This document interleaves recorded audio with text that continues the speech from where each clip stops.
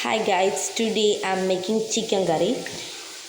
സവാള തക്കാളി ചിക്കൻ.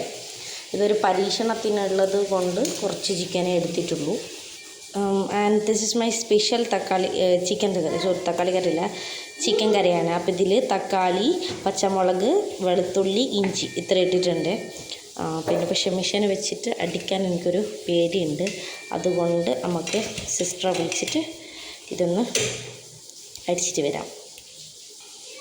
അപ്പോൾ പേസ്റ്റ് ആയിട്ടുണ്ട്. ഞാൻ നമുക്ക് ഗ്യാസിൽ ഒരു ചീനച്ചട്ടി വെക്കാം. വളരെ കുറച്ച് ഇൻഗ്രീഡിയൻസ് കൊണ്ട് ഒരു അടിപൊളി കറിയാണ് നമ്മളിന്ന് ഉണ്ടാക്കാൻ പോകുന്നത്. ചൂടായ ചട്ടിയിലേക്ക് കുറച്ച് ഓയിൽ ഒഴിച്ച് കൊടുക്കുക. ഇത് ഒരു കയ്യിൽ ഫോണും മറ്റേ കയ്യിൽ ഓയിലും ആയതുകൊണ്ടാണ് കുറച്ച് അനങ്ങുന്നത്. വീഡിയോ കുറച്ച് അനങ്ങുന്നത്. നമുക്ക് ലോ ഫ്ലെയിമിലിടാം. ചൂടായ എണ്ണയിലേക്ക് നമ്മുടെ ഉള്ളി ഇട്ട് കൊടുക്കാം. തമിഴ്നാടൻ ഭാഷയിൽ പറയുകയാണെങ്കിൽ വെങ്കായം ഇട്ട് കൊടുത്തിട്ട് നന്നായിട്ടൊന്ന് വാട്ടിയെടുക്കാം. ഒരു 3 മിനിറ്റോ 4 മിനിറ്റോ നന്നായിട്ടൊന്ന് എന്ത് ചെയ്യുക, ഒരു ബ്രൗൺ കളർ ആവുന്നവരെ നന്നായിട്ടൊന്ന് വാട്ടിക്കൊടുക്കാം. ക്യാമറ ഓണാക്കി വെച്ചിട്ടാണ് ഞാൻ പോയത്. ഞാൻ എൻ്റെ ഒരു സ്റ്റുഡൻറ്റ് വിളിച്ചിട്ട് പിന്നെ അങ്ങോട്ട് പോയി. അതുകൊണ്ട് എനിക്ക് മറന്നേ പോയി ഇതിൻ്റെ കഥ.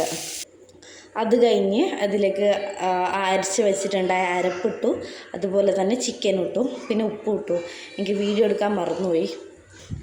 അത് കഴിഞ്ഞ് വീട്ടിലുള്ള എല്ലാ മസാലകളിലും എടുത്തിട്ടോ. ഇത് ഞാൻ ആദ്യം പറയാം, ഇത് ബിഗിനേഴ്സ് ഫ്രണ്ട്ലി ആണ്. ബിക്കോസ് എനിക്ക്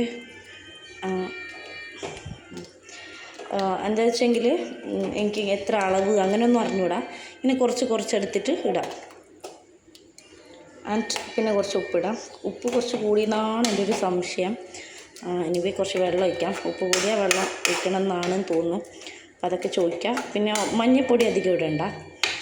അധികം ഇട്ടാൽ പണി കിട്ടും, നല്ല മണം ഉണ്ടാവും. സോ മഞ്ഞൾപ്പൊടിയൊന്നും അധികം ഇടണ്ട. പിന്നെ ബാക്കി എല്ലാ പൊടികളും എടുത്തിട്ട് ഇട്ട് കൊടുക്കാം. അത് കഴിഞ്ഞ് കുറച്ച് വെള്ളം ഒഴിച്ചിട്ട് വേവിക്കാൻ വെക്കാം.